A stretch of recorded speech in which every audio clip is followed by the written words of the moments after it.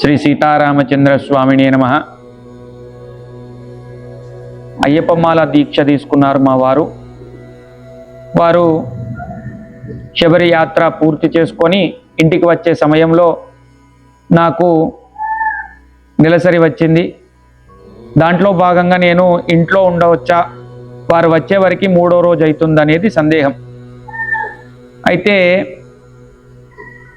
మనము ఇంట్లోనే ఉండొచ్చు, వారు వచ్చేసరికి మీరు పక్క గదిలో ఉండి వారు రాగానే కాలు కడుక్కొని ఆ స్వామివారి యొక్క ప్రసాదాన్ని ఇంట్లో మందిరంలో, అంటే మీ దేవుడి పటాల దగ్గర పెట్టేసి వారు తెచ్చినవన్నీ కూడా అక్కడ పెడతారు.